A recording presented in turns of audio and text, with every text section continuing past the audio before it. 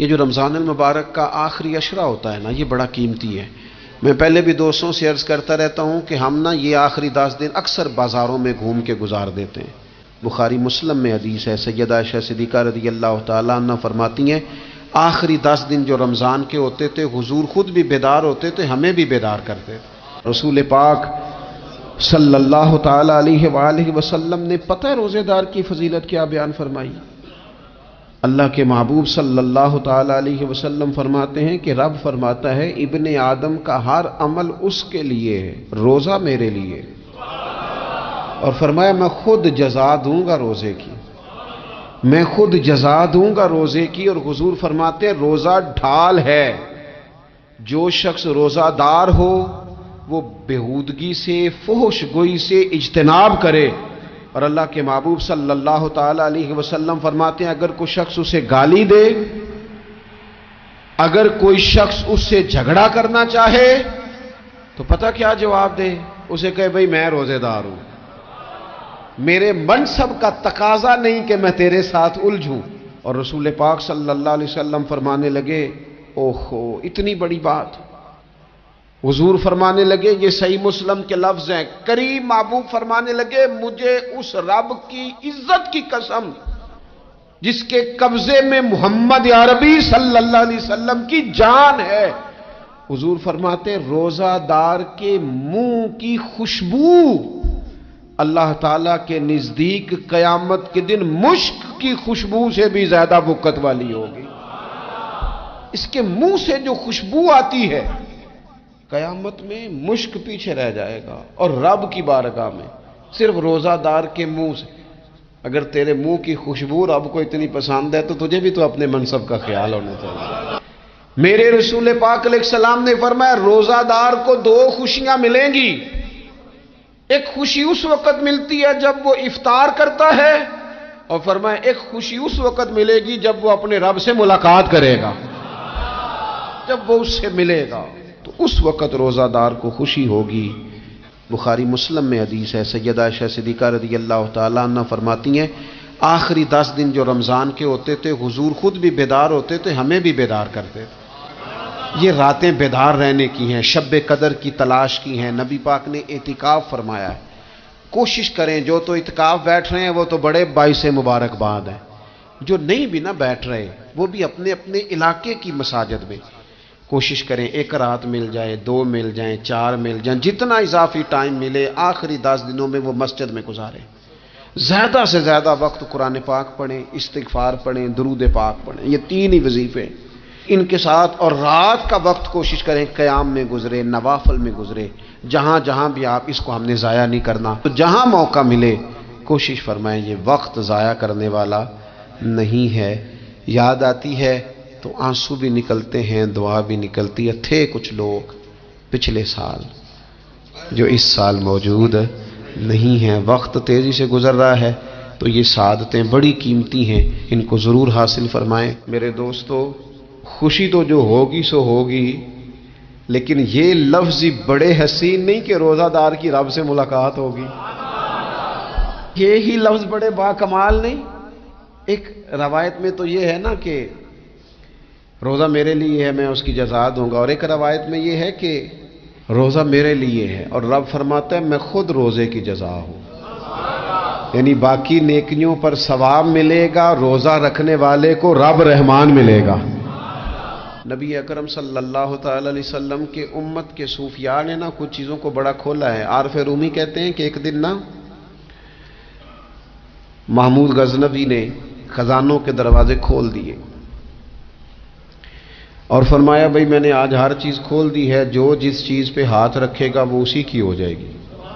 لوگ دوڑے، کوئی سونے کی طرف، کوئی چاندی کی طرف، کوئی جائیدادوں کی طرف، کوئی خزانے کی کنجیوں کی طرف، کوئی بڑے بہترین گھوڑے اور اونٹوں کی طرف، لوگ دوڑ گئے، جو جس پہ ہاتھ رکھے گا اسی کا۔ سب بھاگ گئے، ایاز بیٹھا ہے، نہ وہ حسن میں رہی شوخیاں، نہ وہ عشق میں رہی گرمیاں، نہ وہ غزنوی میں تڑپ رہی، نہ وہ خم ہے زلف ایاز میں، وہ لذتیں کہاں۔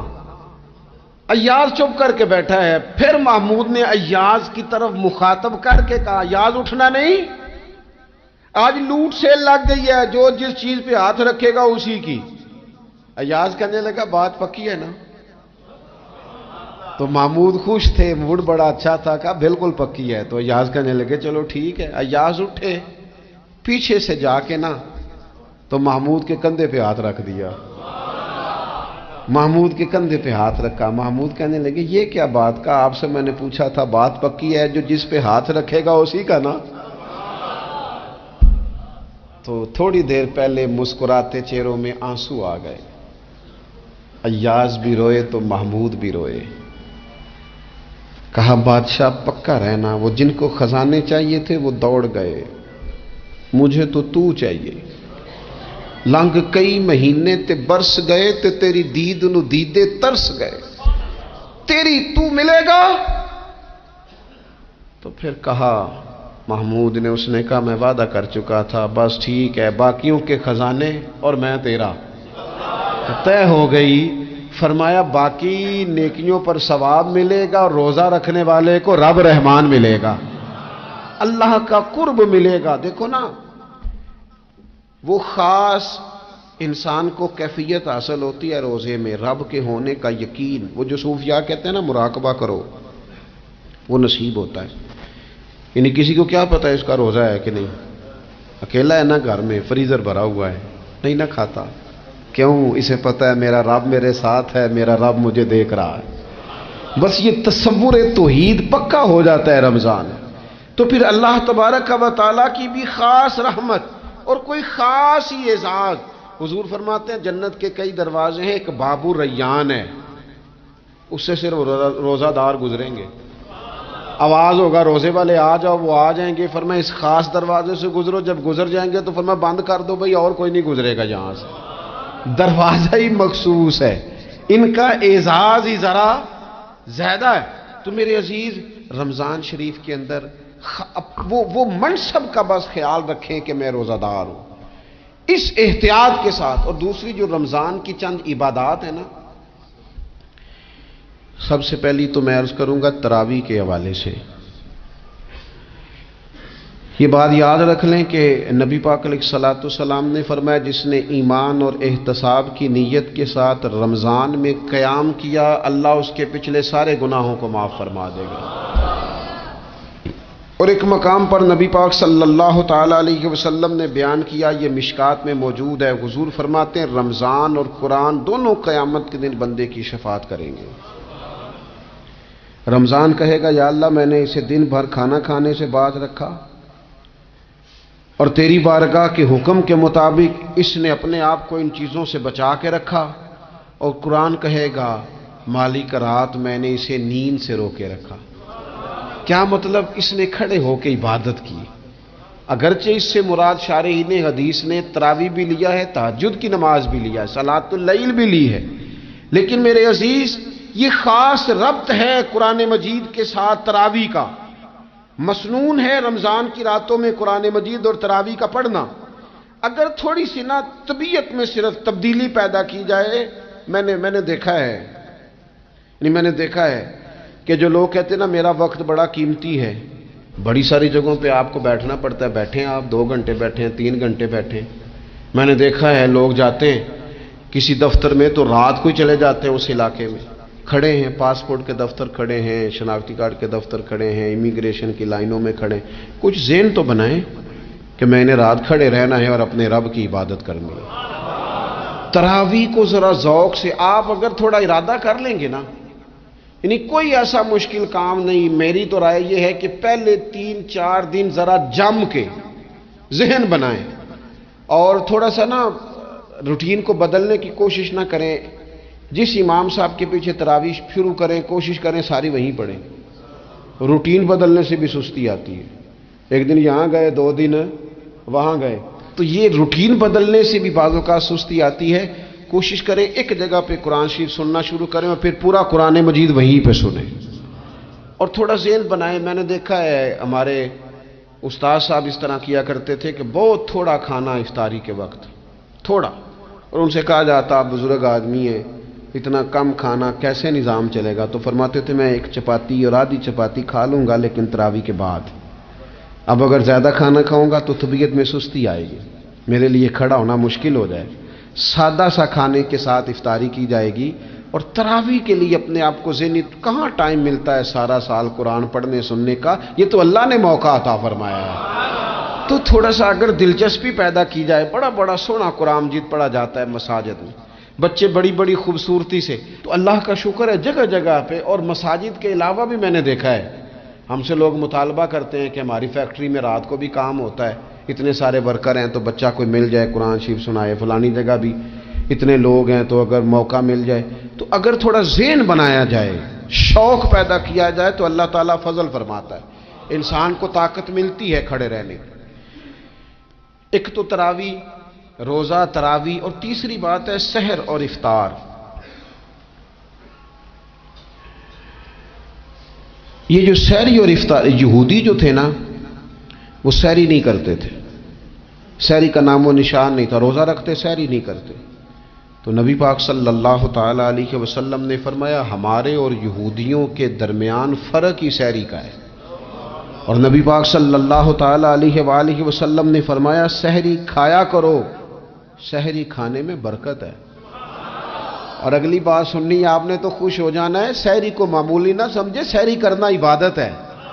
ہاں ہاں، آپ مت سمجھیں کہ میں روٹی کھا رہا ہوں، یہ تو میرے سامنے دہی رکھا ہوا ہے، یہ تو سالن رکھا ہوا ہے، یہ تو اچار رکھا ہے، تو چپاتیاں رکھی ہیں۔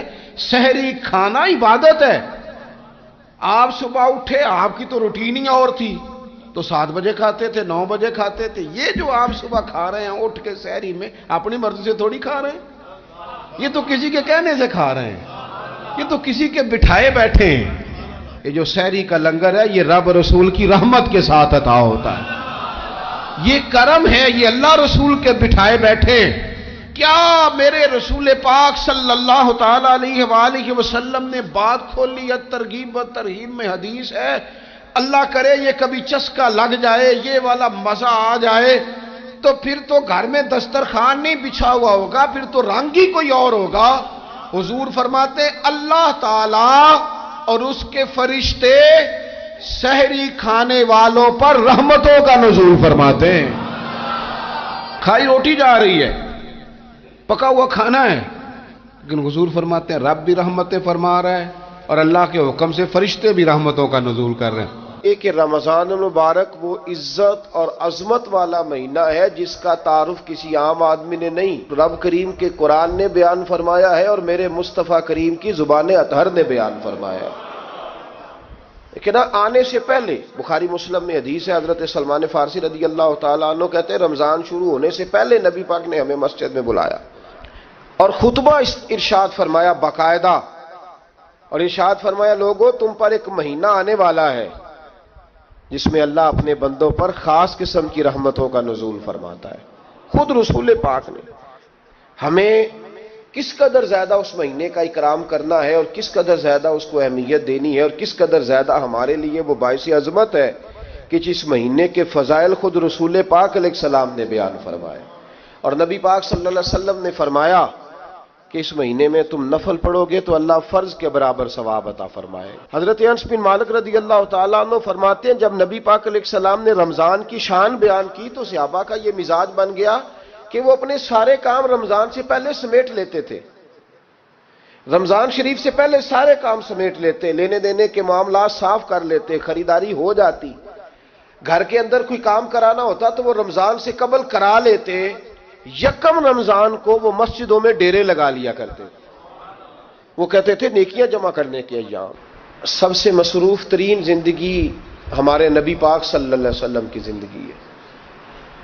23 سالوں میں نبی پاک علیہ السلام نے 2300 سالوں سے بھی زیادہ کام کیا، بڑا مصروف وقت تھا حضور کا، بڑا مصروف۔ ہمارے یہاں نا میں ایک جگہ پہ حاضر تھا تو ایک بزرگ تقریر فرما رہے تھے، وہ کہہ رہے تھے اب خانقاہوں میں جو اللہ اللہ ہو رہی ہے وہ چھوڑ کے باہر نکلو، اب میدان میں نکلنے کا دور ہے۔ تقریر ختم ہوئی تو میں نے کہا حضرت ناراض نہ ہوئیے گا، ویسے کون سی خانقاہ میں اللہ اللہ ہو رہی ہے جہاں سے آپ باہر نکال رہے، تو دور ہی گزر گیا اللہ اللہ کرنے کا۔